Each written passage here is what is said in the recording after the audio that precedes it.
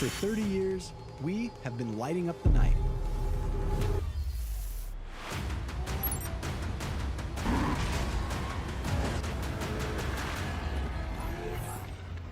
We are Baja Designs, the scientists of lighting.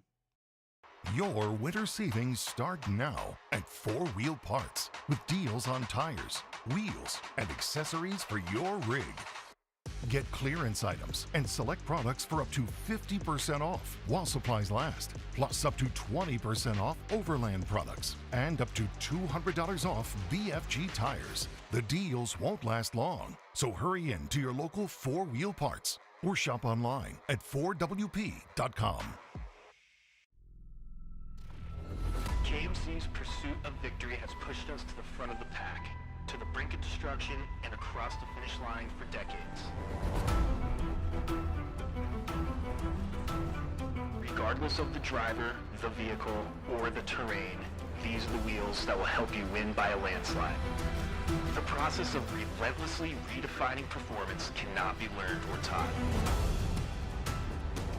It's in our DNA.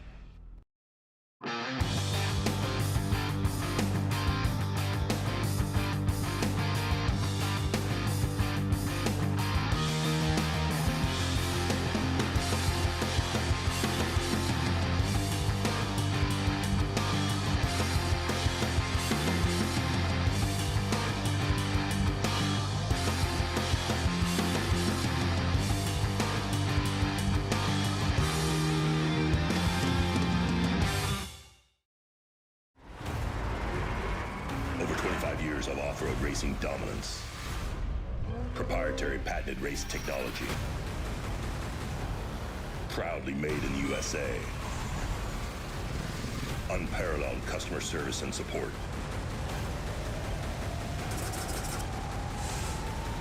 The choice of champions. King Shocks. The leader in off-road shock technology.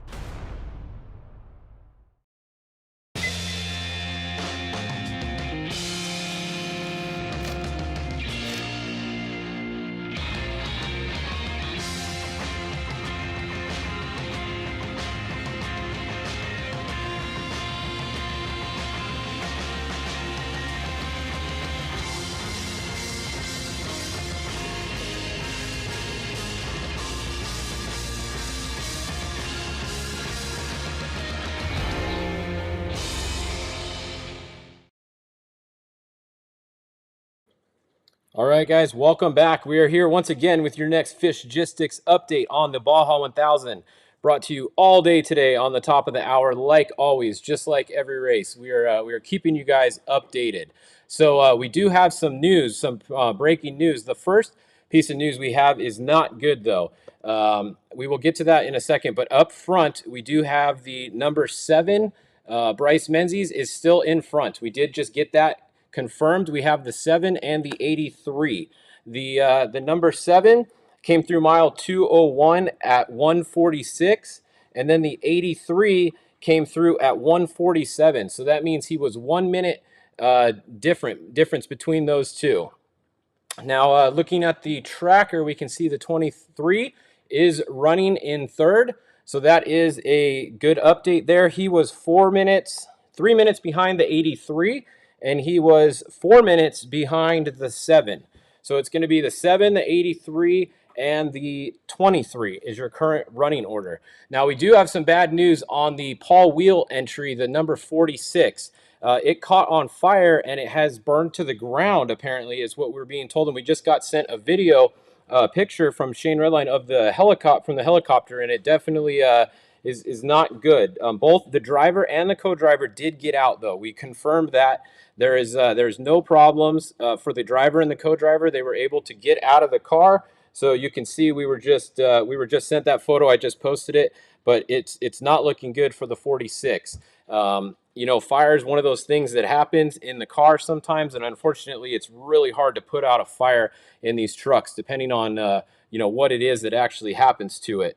So bummer to hear the 46 Paul Wheel Toby Price entry has burned, but everybody's okay, and that's all that matters. You know, you can get new trucks, you can rebuild, you can do all that. You can't rebuild a a body. So we'll see what happens the rest of the race. But that's a major bummer for the 46 there.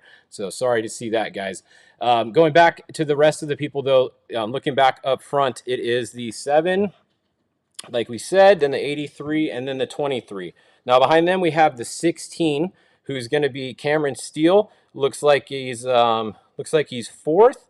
And then behind him, we're going to go back, and it looks like there's a bunch of bikes in the way, but it looks like the 43 is going to be next. So the 43, Larry Rossler, is going to be 5th. So we have Larry going for his solo run, driving all by himself all day, every day. He's going to be in 5th right now. Then we have the 85, Mikey Lawrence, behind him.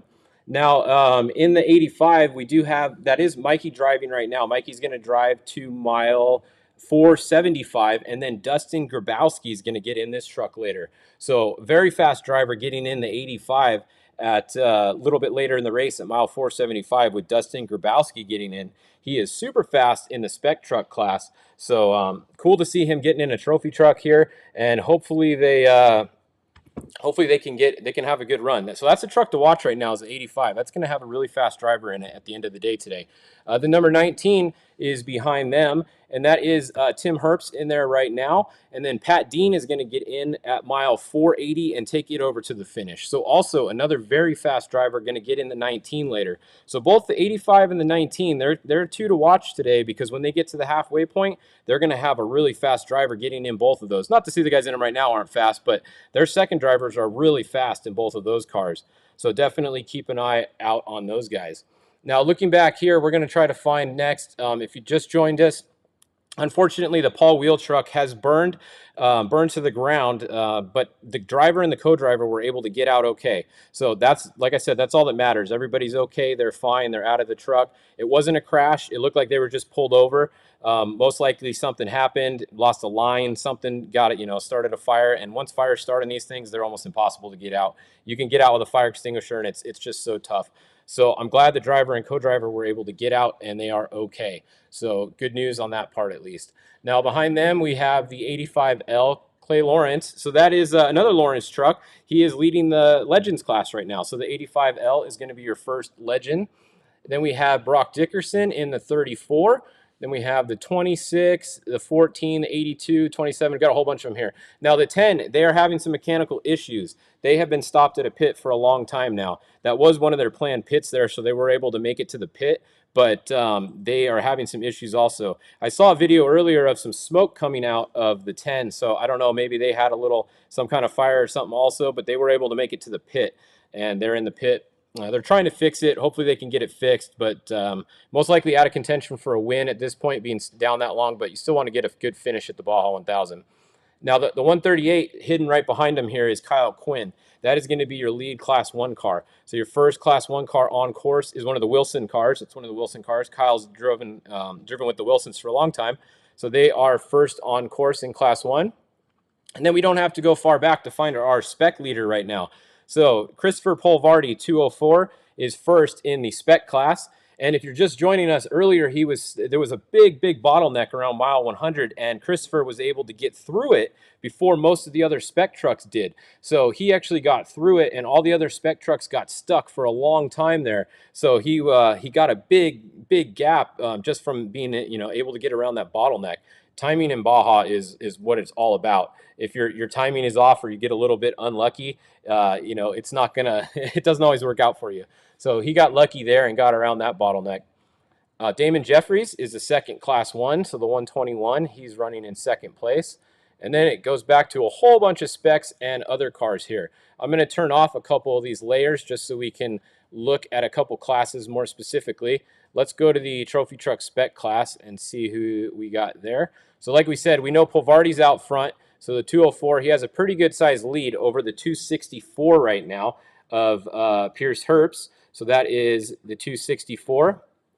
Now behind him, we have the 238 is really stacked up from that bottleneck.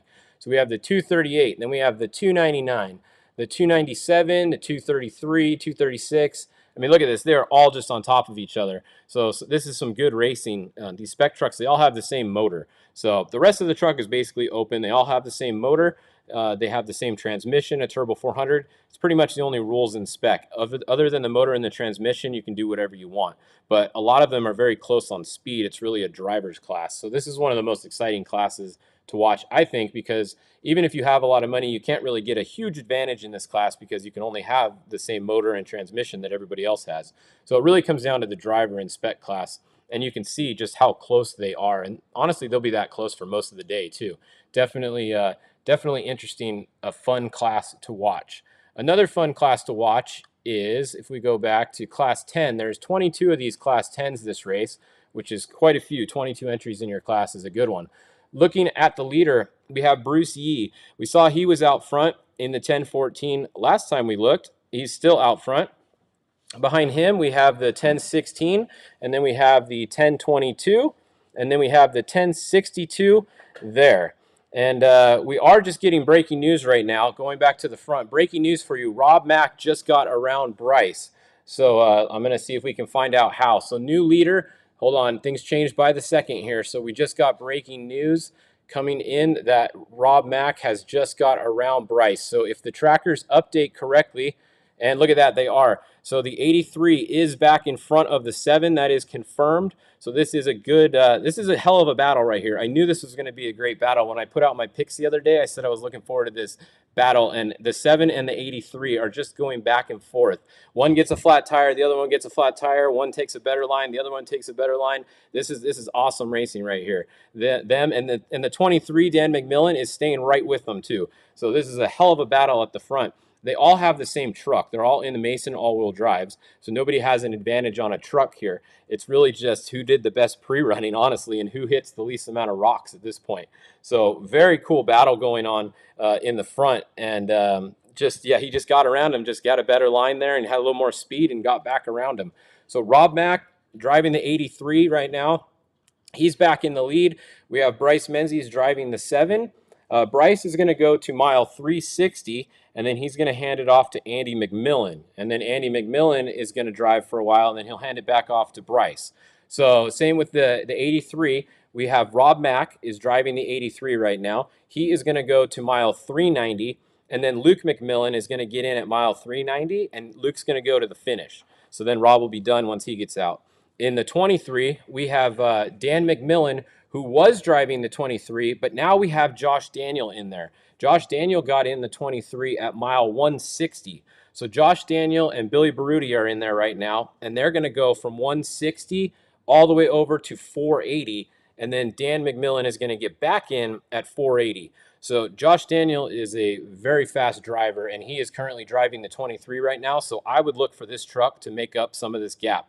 They're not going to put, these guys are not going to put any time on Josh in this truck right here. They pre-ran a lot. I know these guys did too, but Josh is very fast. So this is going to be fun to watch these top 3. I bet you that 23 gets a little bit closer to those guys in the next 100, 200 miles.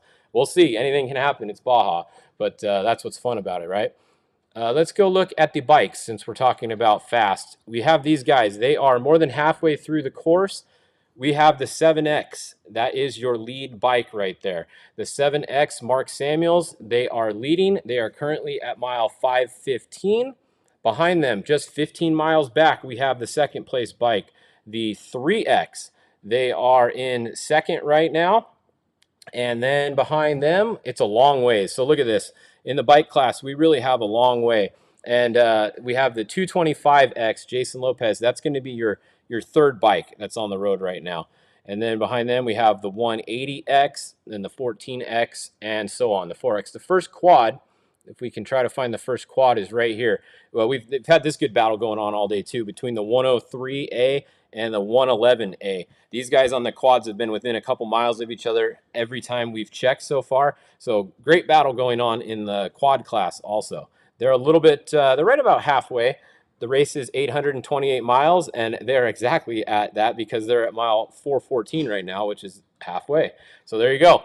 Quads are halfway through the race. It is 2:14. They're going to be well into the night. It's going to be getting dark in a little bit here.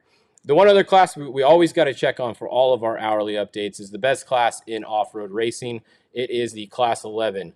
These guys They are the man. They drive for days to finish this race. Days, pronounced with an S on the end. They will be driving for more than one day to finish this race, if they can even make it to the finish. So right now we have the 11:05 is currently moving. This is good. When you're looking at class 11, we don't really care where they are. We just want to see that they're moving. So as long as they have a moving a mile per hour, it's going well. So the 11:05 is moving. We're good there.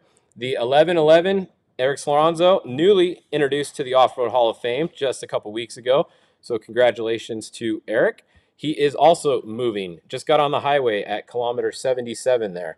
So that's that. Now we have the 1100, Alex Gonzalez. He is not moving. So that is not good. Hopefully he gets moving again, because he was moving. The 1106 is moving, and the 1121 is moving. So it's looking pretty good right now in class 11. As long as most of these guys keep moving, we have a chance at getting a finisher. They have 36 hours to finish. So 36 hours from when you start, not from when the first car starts. It goes off of your start time, so keep that in mind. So we're definitely have that going on. Now we do hear there's another big bottleneck, the same bottleneck at 104. So let's go look real quick at mile 104 and see what we got going on. There's yeah, it's right up here. So if you're looking right here on your tracker, this has been a problem all day right here. This is a really gnarly spot.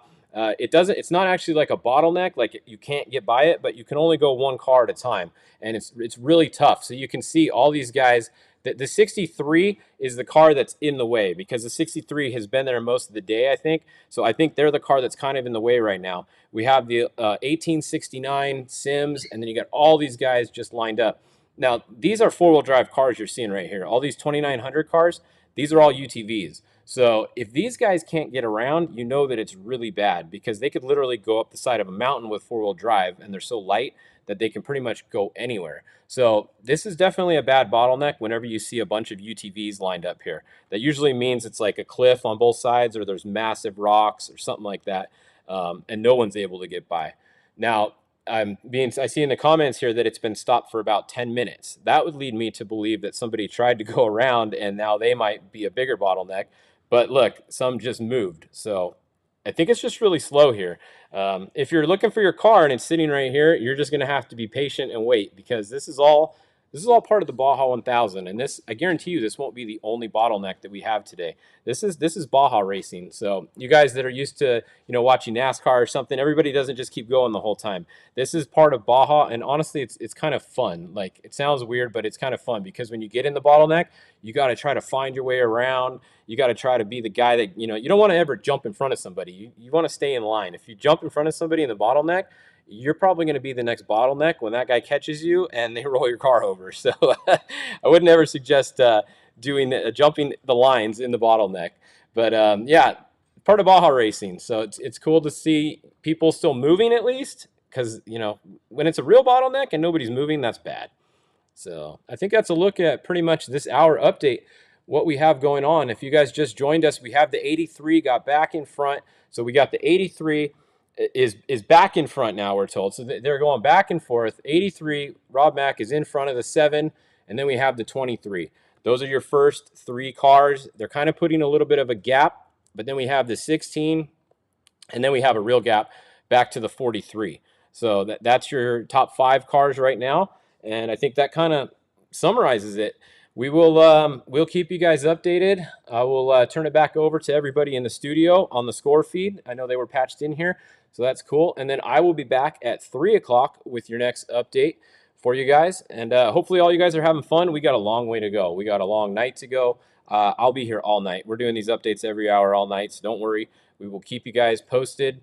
And once it gets a little later in the race, we can check on some of the other classes when they get a little bit more spread out. All right, so thank you guys for all watching. We will be back at 3 o'clock with your next update here on Fishgistics, and we'll see you then.